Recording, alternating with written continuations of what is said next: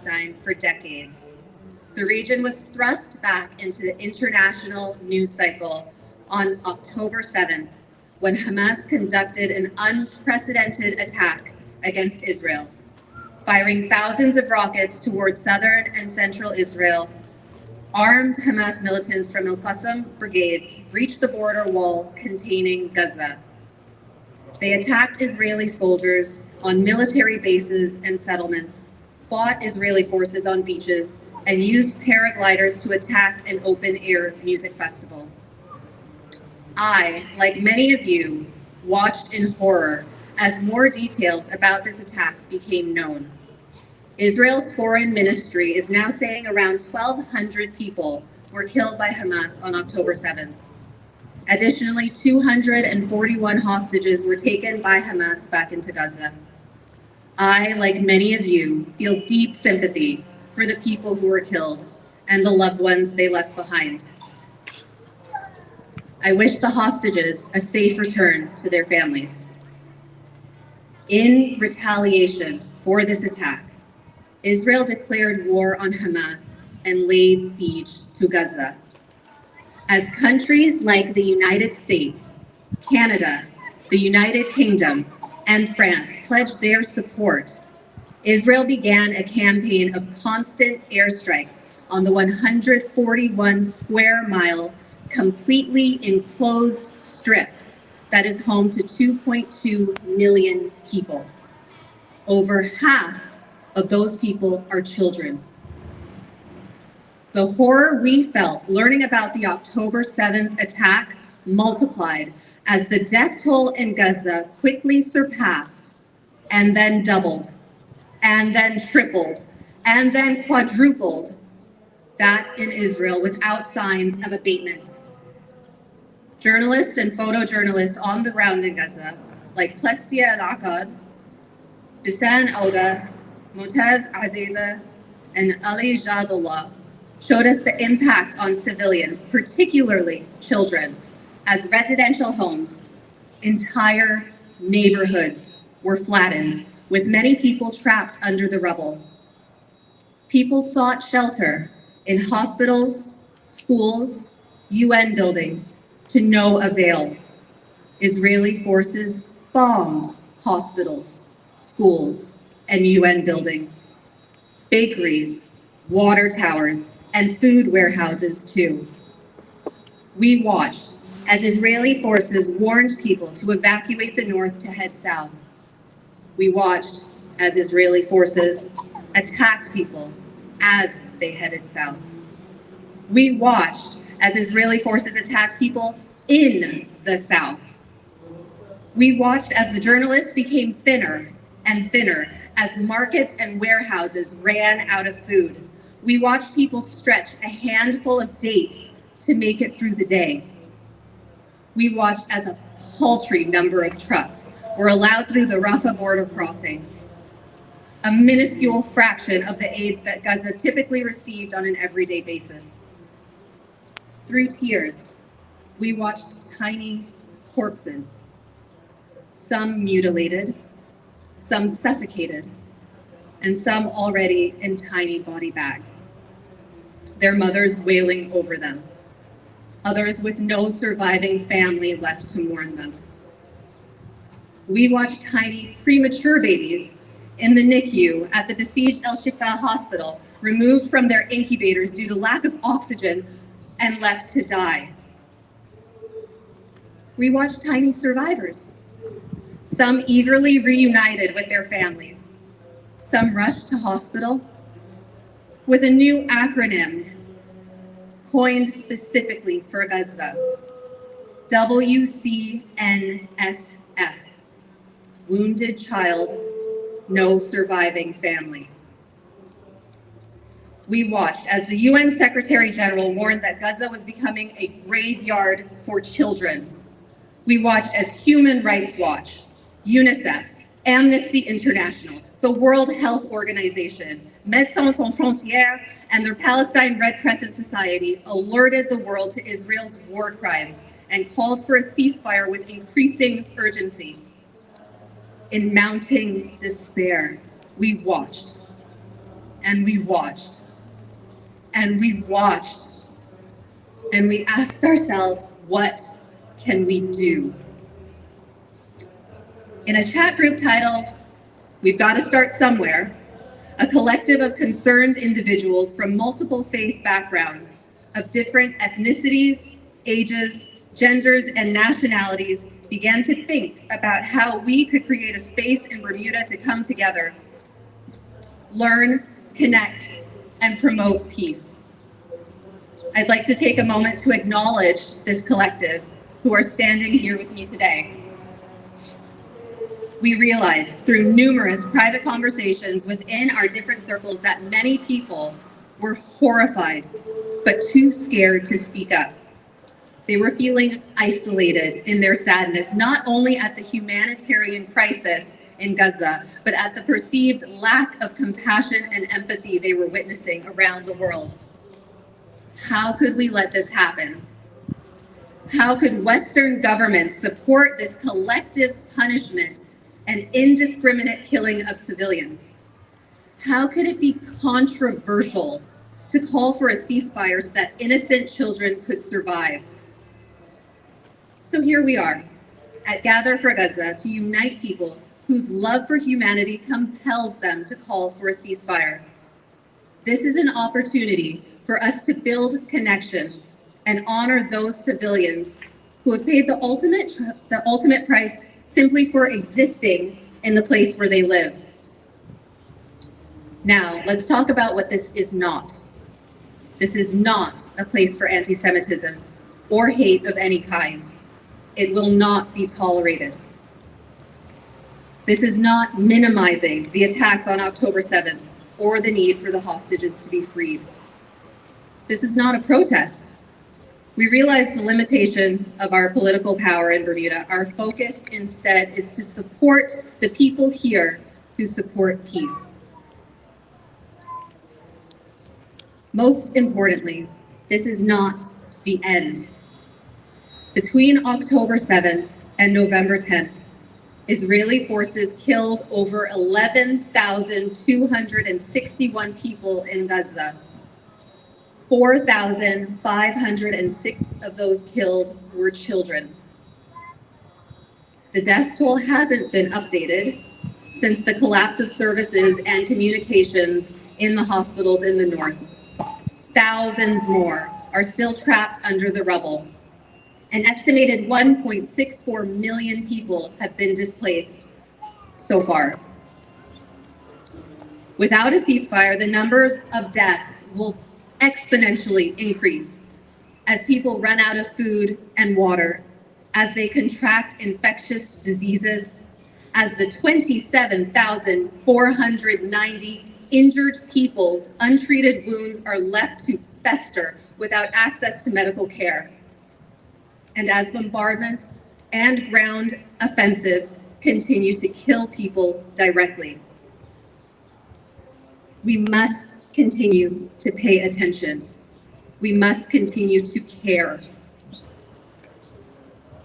While we may not have any direct impact on foreign policy, we do have the unique position in our tiny cosmopolitan home of being well connected to the world. What we share here reaches people in the US, Canada, the UK, the EU, the Caribbean, the Philippines, India, Pakistan, Morocco, South Africa, Australia, and beyond. Use your voice. Take what you learn and the confidence you gain here to share what is happening on the platforms that are available to you. Before I hand it over to our MC for today, Stratton Hatfield, I want to leave you with this. Personally, I am so grateful to see such a beautiful cross-section of our community here today. I am so thankful to see so many familiar faces here, standing up for humanitarianism and peace. Thank you for being brave, for showing your support, and for recognizing the urgency. Today's victims could have been saved by yesterday's ceasefire. I will leave you as I greeted you. Assalamu alaikum.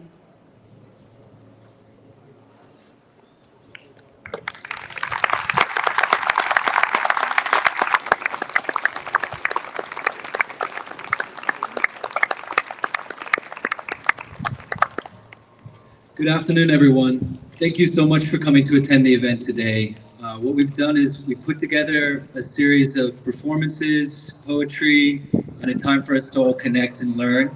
The intention of tonight's session is to really promote peace and for us to focus on learning more from each other. So the first performance that we're going to have is by a gentleman named Gavin Smith. He's going to come up here and do a quick performance for us. And I'd like to get a round of applause to welcome to the stage.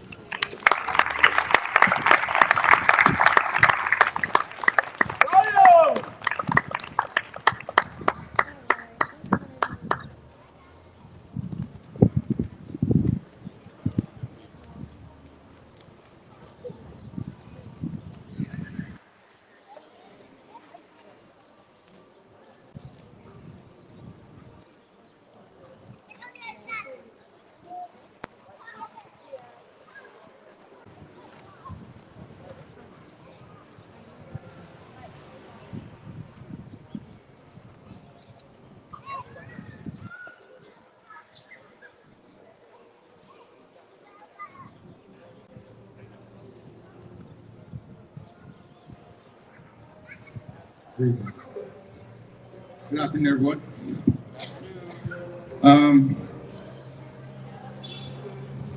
As we all, this is over. So I don't exactly know how to handle this here, but I'm gonna try and handle it. Can you guys give me some support with that? Brethren, you cool? We all see you. Thank you. Blessings. Give him some applause for being cooperative. You never know. Gonna go all the men were being all like, oh, okay, is it go time now? Is it go time? And then so yeah, I, like many of us, have been seeing the news, seeing the stuff that's coming on our timelines and our algorithm, and it's been ugly. When Albert reached out to me about doing whatever I can, and do whatever we can as part of the Q-Stick family, it's like, yeah, well, that's it. So I'm doing this song that I haven't done in a long time, hence the nervousness. But I wrote this song back when one of my mentors, Glenn Fubler, and I were working on a peace campaign back in the early noughties. No, not early 90s, it was 2008. And it's just about not whose fault it is. It's really about, let's just like stop. So we'll see how it goes.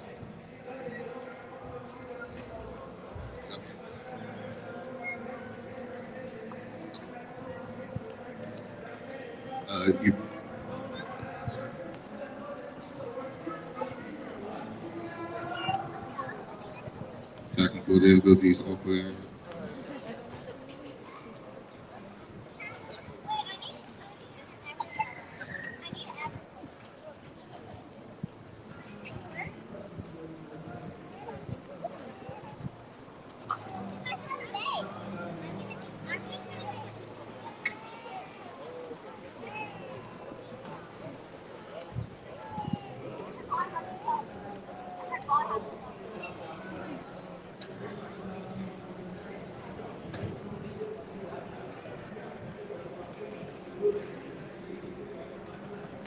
Check one. Good deal is good.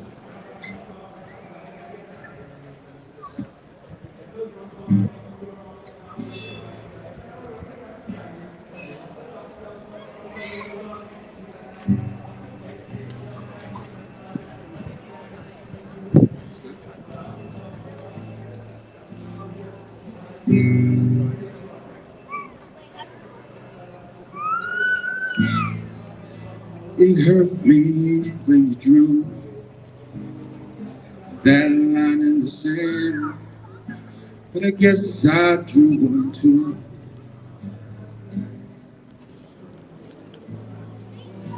I don't know who is right, We've been fighting on so long. Can't remember how we got here. The whole thing feels so wrong. And I don't even care who wins now, no. Cause if we don't stop, we all gon' lose. In order for things to change, a new way we have to choose. I'm waving a white flag. I'm putting my weapon on the ground. I'm waving a white flag. I'm waving a white flag. I'm putting my weapon on the ground. I'm waving a white flag. Surrender to finding common ground.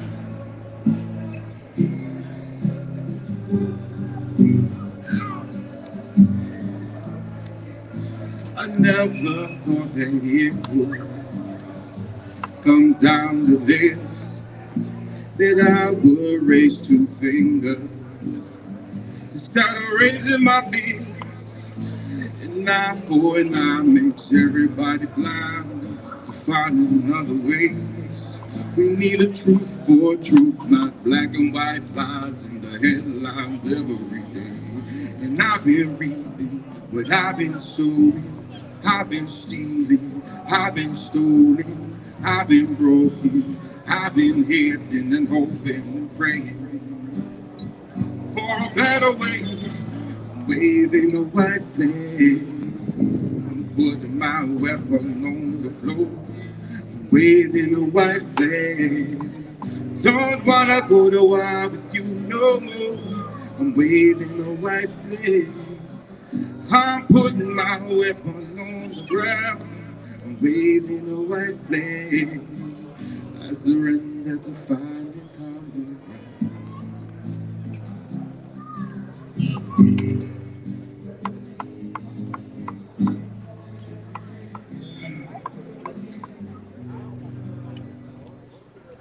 Hey.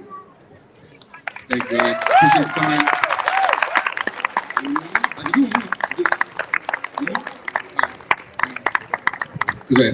Because we're making it happen, right? When I was thinking about some of the controversies around this issue and this time, it was feeling like we were just getting into this, overload from Ukraine, and then everything, then we had the overload from COVID. And then we had the overload from Haiti. Haiti's having a hard time. And then we had the situation with Morocco with the earthquake, and then we had the tidal wave from it's been so much craziness. And anyway, this song is talking about all of it.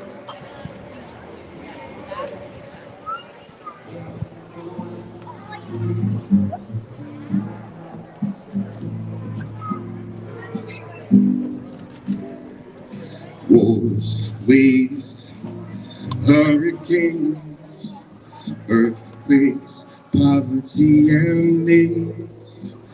Why do we wait till it's too late? Is it my fault or your mistake? What kind of world is this? Why must it come to this? When walls are crashing down, we all together in this crisis. We need you to get through this crisis. Together we can get through this. Together we must get through this.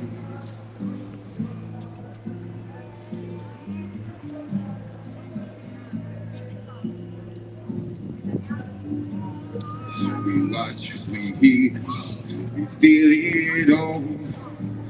Far and near, tears like waterfalls.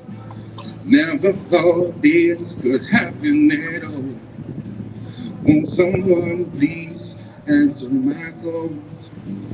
What kind of world is this? Why must it come to this? When was oppression down?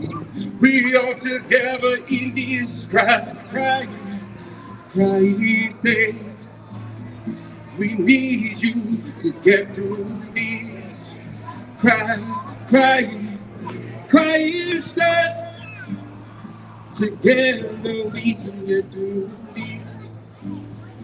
Together we must get through this. Together we can get through this.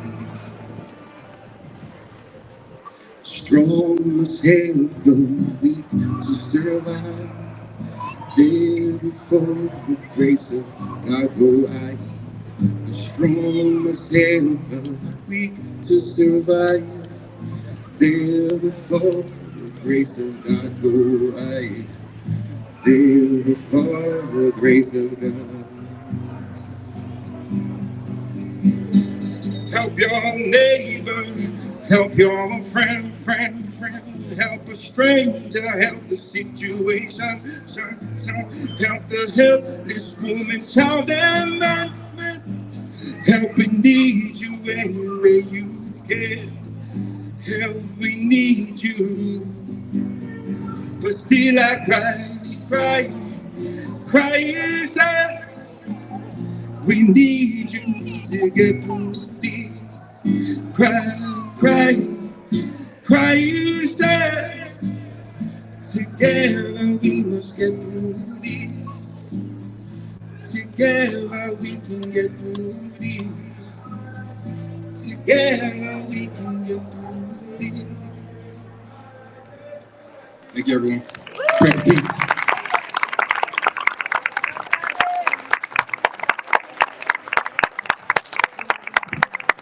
Thank you, Gavin. So our next presenter is a man of the community, someone that has been promoting peace and equality and justice for decades.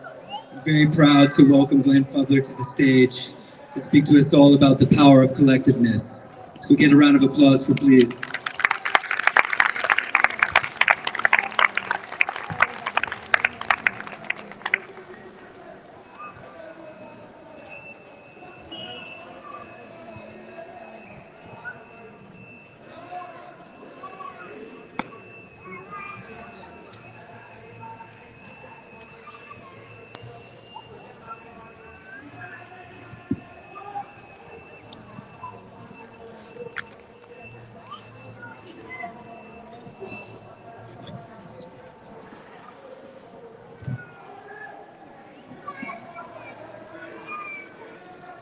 Good afternoon, all. Good afternoon. And it is a good afternoon, even though we're here about some very challenging situations. Why? Because, as was described earlier, we have come together in spite. Let's give yourselves a round of applause, please, for just coming out today. That's the beginning. That's the beginning. Or continuation. That's a continuation. Gavin just sang a song, and in that song he mentioned about checking your neighbor out. That what we're here doing, we recognize that the planet is a neighborhood, a village, and that village includes all sorts of people. But everybody, and this is what I benefited from my family as a 4-year-old, 5-year-old. I went to St. Paul's AME Sunday school, and we learned there that Jesus loves the little children, all the children of the world. And he talked about colors, red and yellow, black and white. But he also would have been talking about Muslim, Christian, Hindu, etc. So that was a fundamental for me as growing up on North Village, the sense that we are our brother's keeper, our sister's keeper. And that's what informed me from my family, from the environment that we lived in. So when we evolved from that, we were concerned about the neighbor. So I happened to live in a house that was a little better maybe than some houses. We had to pump our water, but our neighbor had to dip their water.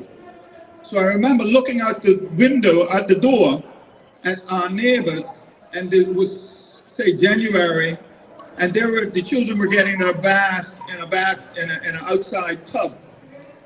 And what did that emit in me? A sense of connection, a sense of solidarity, that I felt this empathy muscle that we all have. Right now, we're looking through a screen that we wouldn't have had back then in the amounts that we have now. And we're seeing fathers, mothers, children being bombed, being pummeled for the last 38 days, 40 days, by all sorts of jets, etc., that are just raining terror on a area that's only about 6 or 7 times the size of Bermuda. And I know most of you heard the stats from the New York Times when they said that in the first 6 days, they dropped more bombs on Gaza than they did in the first year, the US did in the first year in Afghanistan. And of course, the war in Ukraine. So in the first 6 days, one has to wonder what's going on. However, with every dark cloud, there is something else. Just before the dawn, there is a dark cloud. We're in a dark cloud period.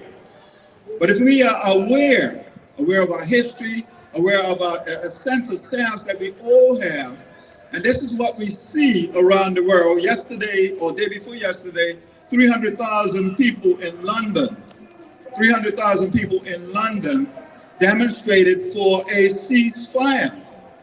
Today we have 200 people, 150 people here at City Hall.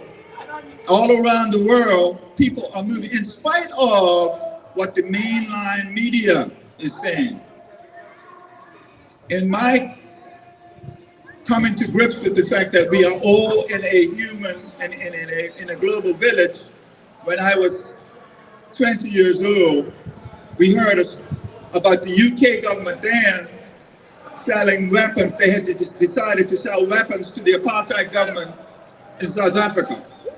And as a result of that, a small group of us, a part of something called the Black Parade Cadre, just outside here on Nellis Walk, we burnt a Union Jack in protest. Why? Because we recognized we had a sense of empathy for our neighbor. So we knew that those weapons would be used as they were in 1959 when they killed 70 people in Sharpsfield. However, Desmond Tutu visited Israel about 15 years ago, and he concluded, and you can go online and find his comments about this, but he concluded that it was at least what was happening back then, what was happening in Israel was at least as bad as or worse than what was happening to them in South Africa. One of the reasons was that you never had, and in our time, for the whole decade of the 80s, we had a vibrant campaign supporting solidarity with the South African people here in Little Bermuda. And even though we're so far away, we do make a difference. So your presence here is a significant presence, a presence that is recognized. In fact, the work that we did back in the 80s got recognized by organizations like the United Nations, etc. But your presence here today is simply taking that relay from the decades past, those people who took steps back in the past to make changes. Right now, in this sense of darkness, it's a call from the universe. Right now, we're getting a call from the universe to tell us that we have to do some things. One of the most important things Gavin described, it's simply connect with our neighbors, regardless of race, regardless of religious background, regardless of class, regardless of any of those so-called differences that we may have, we need to connect. So let's give the group that organized this event today a special round of applause for what they have. So they are putting up the baton, and we, all of us, can continue that. And I would end with just a couple of words from a poet, the greatest poet of, I contend, the 20th century, Robert Nesta Marley, who reminded us of that really, there's only one love. There's only one love. And included in that love are the Jewish people, the Palestinian people, blacks, but everybody. There's 8 billion of us share the planet, and we're all a part of that one love.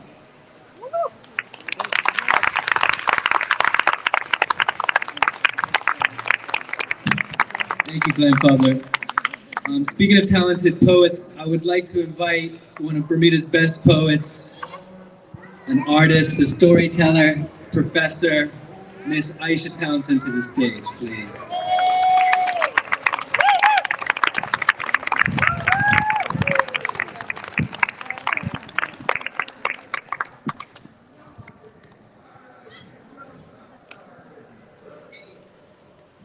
Afternoon, everybody. I was planning on doing a very soft poem, but you know, there's a dance happening. So what are we to do but be a little bit loud? I've been really moved, as we all have, by everything that has happened over the last month. But one thing that has really struck me is the use of language, passive voice, especially with news outlets, ones that we trust, quote unquote trust. You know, they'll say things like, so many children's lives were lost in a hospital due to the loss of power, but not that missiles actually hit hull floors, were targeted at hull floors of a hospital. It's really important how we actually use language and we state things as they are.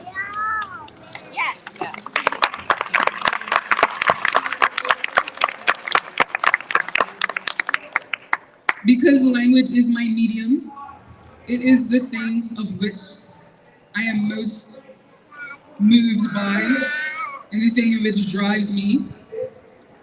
This poem is about my name, which I've had trouble with my whole life. My parents did not phonetically spell my name. It's Aisha. They spelled it with a Y without an A. And only recently has that become so significant. And this piece is called Living. Sometimes I don't know how to carry the Arabic of my name. Aisha, the third wife of the Prophet. Aisha, the second most popular Muslim girl name.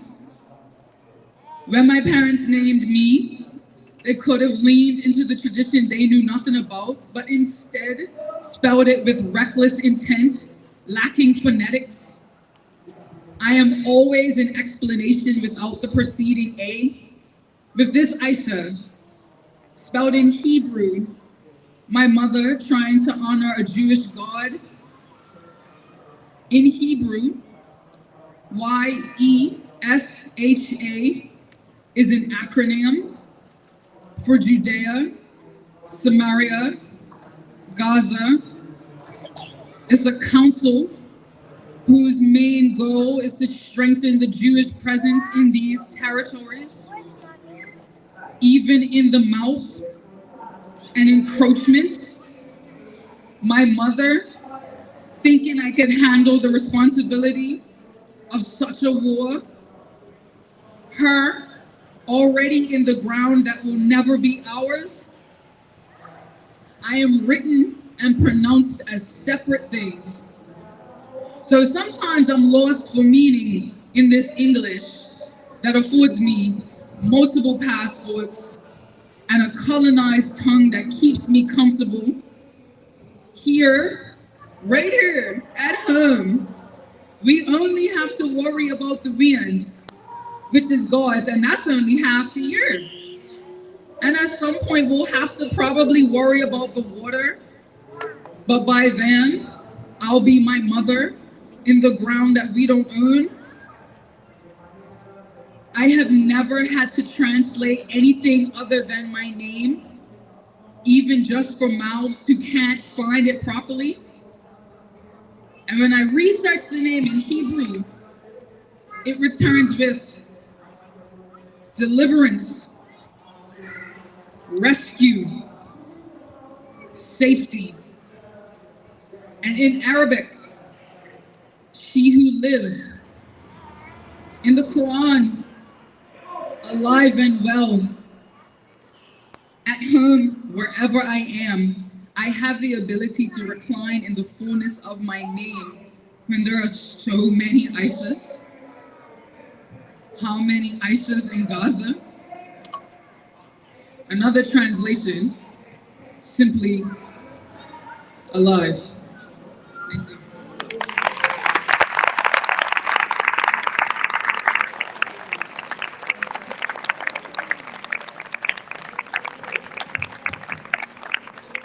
2 Saturdays ago, a group of people came together to peacefully protest for what was going on in Gaza. And a gentleman named Yasir, I don't know how to pronounce your last name, Baya, gave a really powerful speech that day. And we wanted to invite him to the stage to speak to all of us about his experience. So welcome to the stage, Yasir.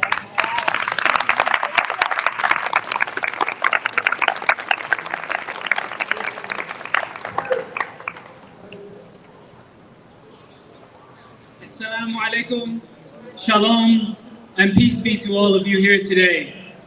I want to thank those who have organized this, have kept the Palestinian question alive, have kept our consciences alive and well.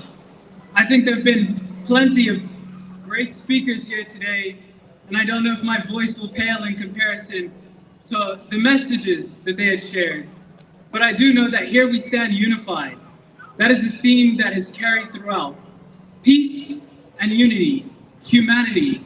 These are core tenets that we all have within us.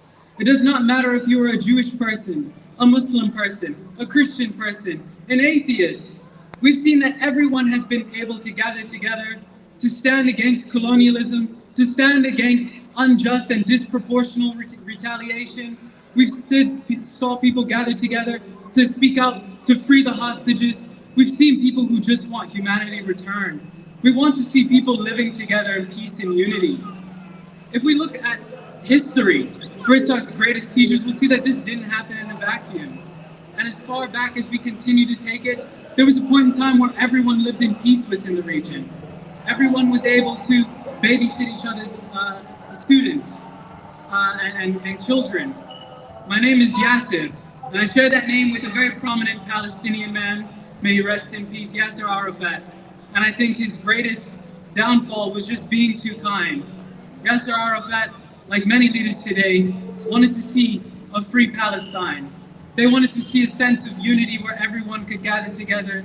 Jerusalem holds so much importance to all the Abrahamic faiths here today. It is the place where the temples were built, where Moses was given the Torah. For Muslims, it is the place where Muhammad, peace be upon him, did his nightly descent into heaven and met with all the prophets. It is the place where Jesus, peace be upon him, was also born in Nazareth. This is a place that holds such importance to all of us, whether it be religious or even atheistic. This is a place that symbolizes what humanity was supposed to bring about. And that was peace, that was kindness, a greater message to the world of unity. And that's what we're all here for today. I think as many people said, this isn't a protest, it's not, we're very limited in what we can do, but I think the voices are more popular. It stood up against some of the propaganda and the news that we've been hearing about such and such happening, and then, 2 weeks later, it's then disproven and debunked, and unfortunately on both sides, terrible things have been used to continue to justify outrageous acts against one group or another group, and we can't do that. I think many parents have said, not in my child's name, not in my religion's name. We can't use these actions to continue to perpetuate hate. We have to find out, when will an end come? What does Gaza look like? What does Tel Aviv look like from whence this ends? We cannot go back for sure to how things were in the past. We cannot let the blockade of Gaza continue. We cannot allow for one country to control all the natural resources, the water, the food that goes into one country and to another. Likewise, we can't have an existence for another people be in fear of when they will be attacked because there's just so much hate that is bubbling up. Everyone living in constant fear, everyone living in constant oppression is not good for anyone.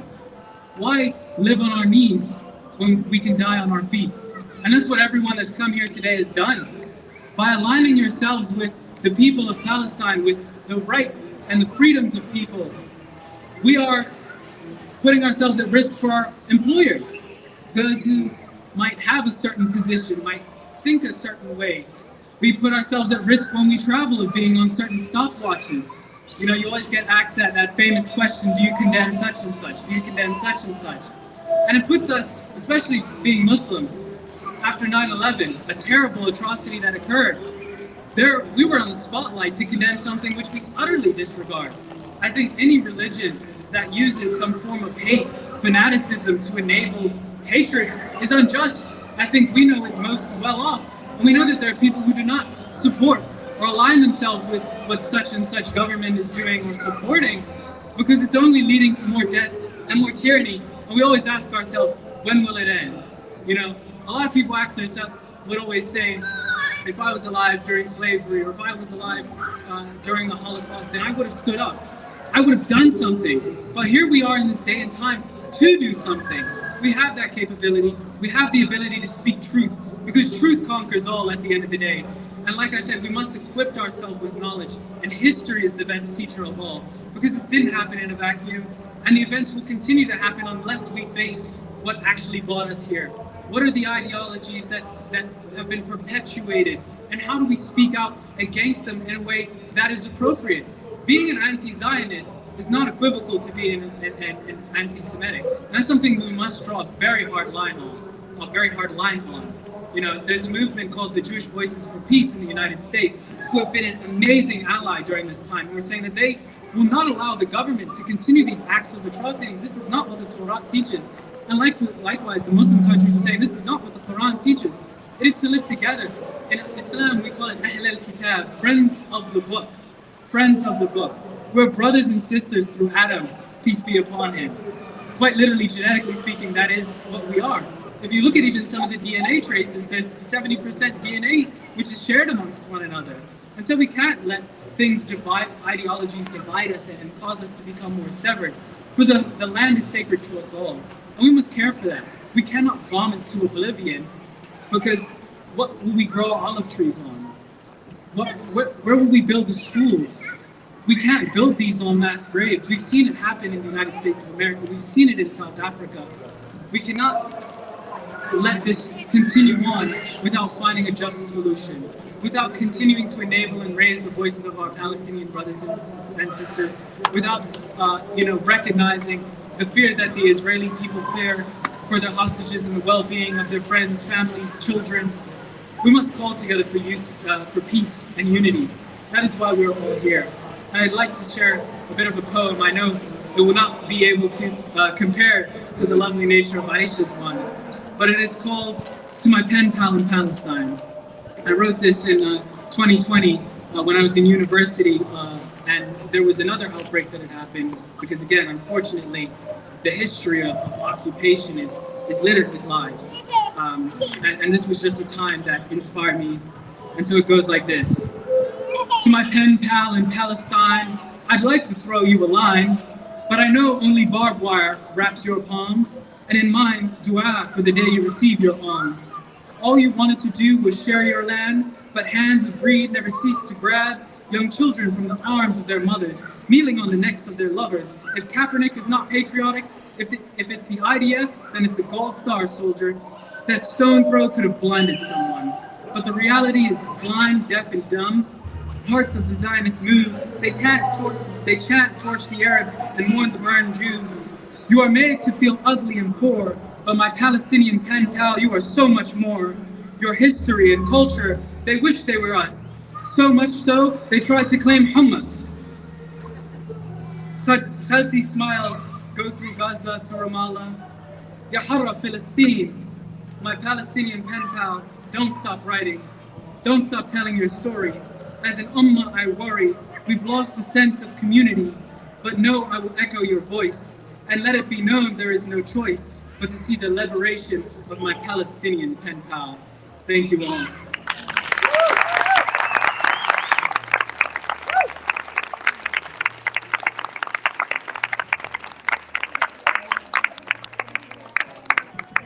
Thank you again, Yasir.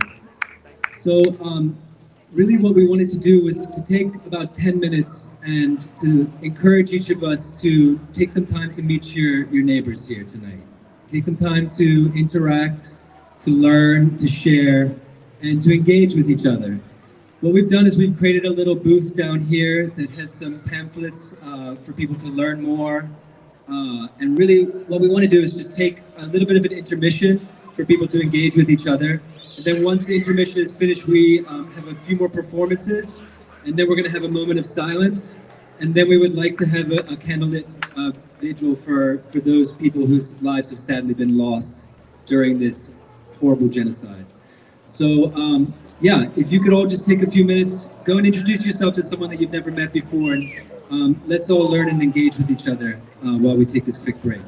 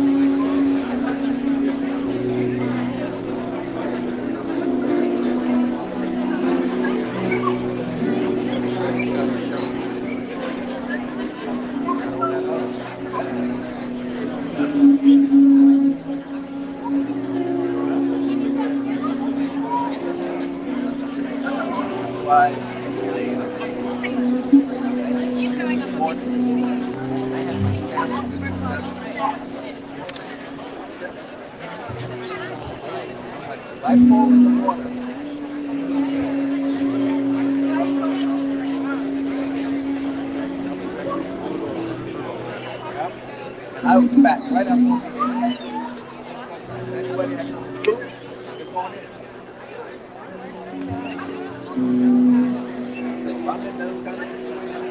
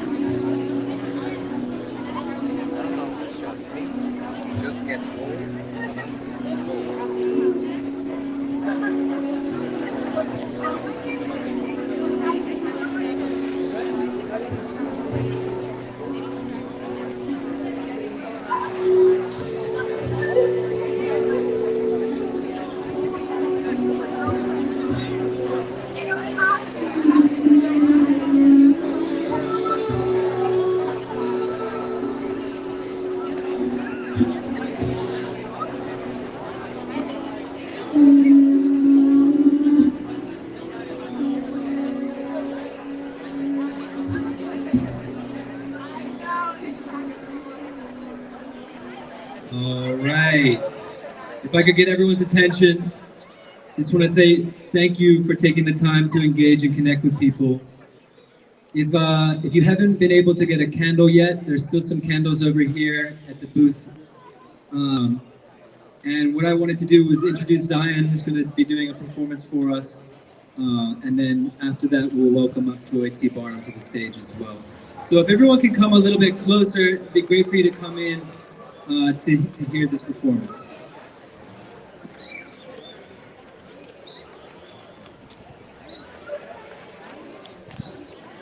Thank you, ladies and gentlemen. I'm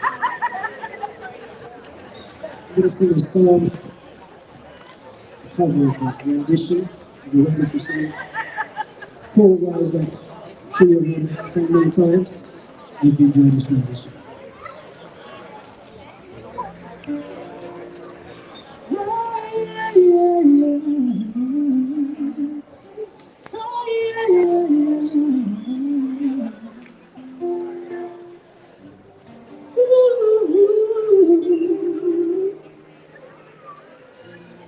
Broken down and tired of living life on a merry-go-round.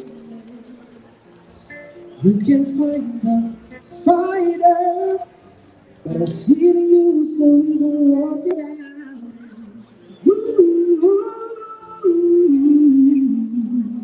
Mountain, we can walk it out and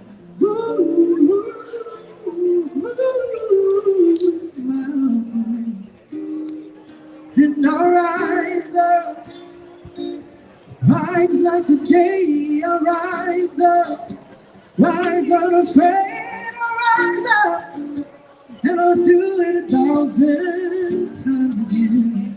And I'll rise up, high like the waves. I'll rise up, in spite of the ache. I'll rise up, and I'll do it 1,000 times again.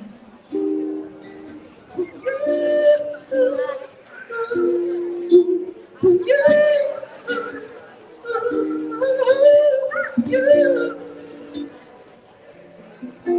for you.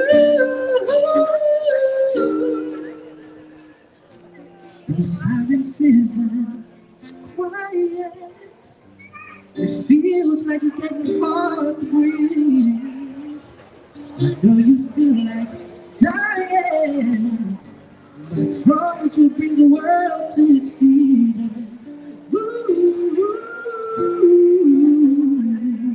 Mountain, bring it to its feet. Mountain, and I'll rise up, rise like the day. I'll rise up, rise unafraid. I'll rise up, and I'll do it 1,000 times again. For you, for you,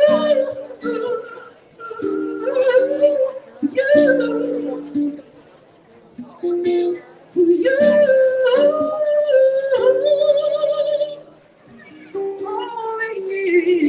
All we need is hope. And for that we have each other. And for that we have each other.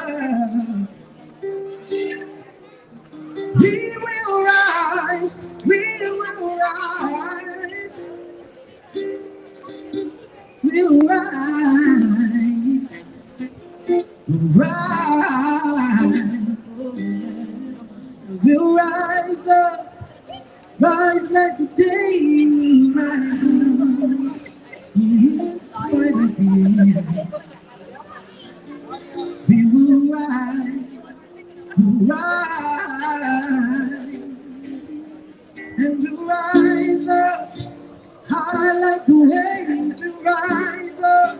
In spite of the ache. We'll rise up.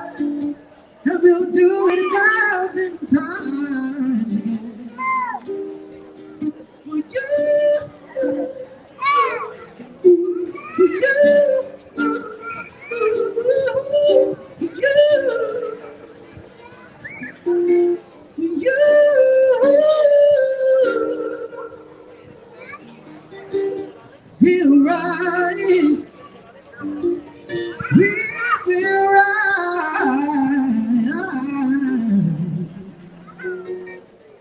We'll rise together.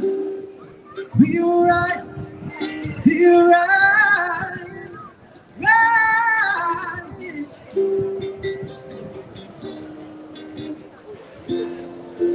We'll rise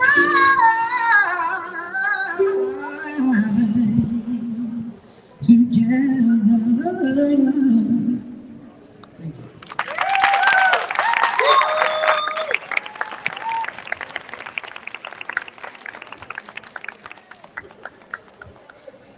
Thank you, Zion. All right, so the last performer that we have tonight is someone that you might be familiar with. Her name is Joy T. Barnum.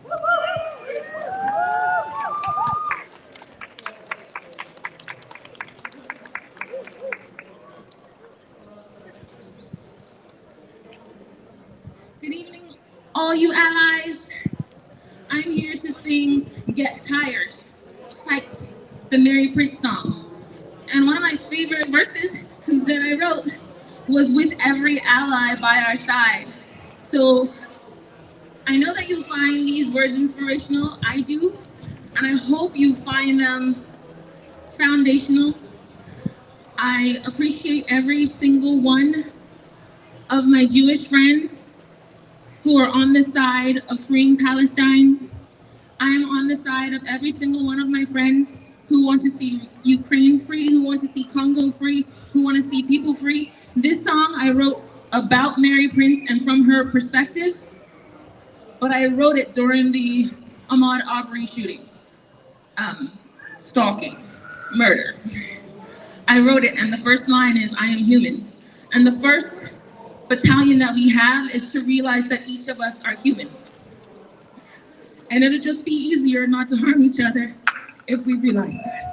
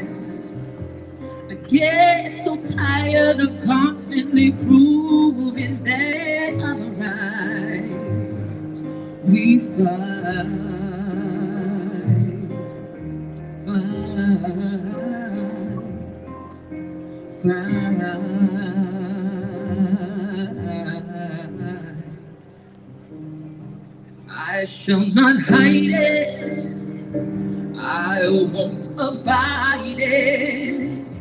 You hide behind those smiling eyes while I ride it. My body's ruined, now you're doing, 'cause I told the truth about you, who you're fooling.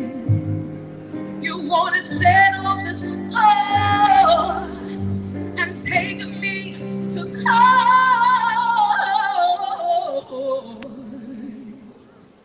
I can't get tired of the fight. I can't get tired of constantly proving that I'm right. I won't get tired. I'm never tired.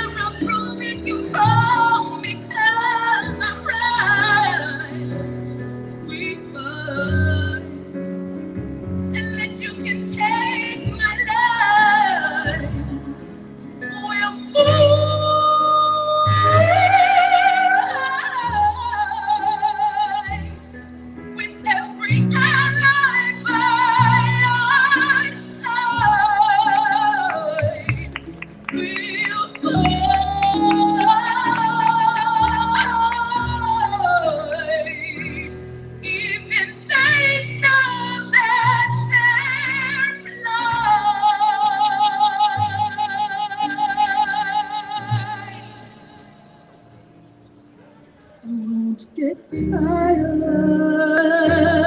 of the fight. I'm never tired of proving you're wrong because I'm right. We fight.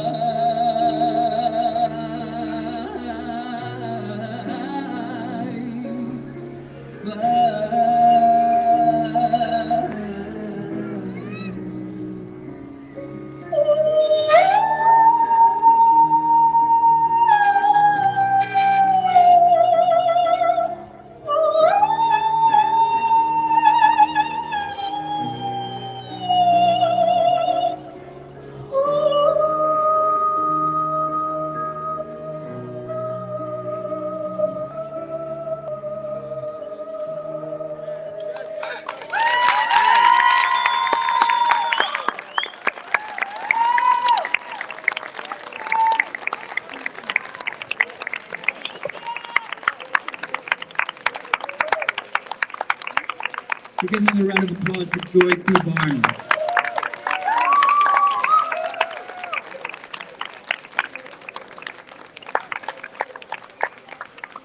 So what we would like to do next is we'd like to just take a 1-minute moment of silence to pay respect to those thousands of civilians that have sadly been murdered over the past month or so. So despite all the other sounds going on, we can do our own moment of silence.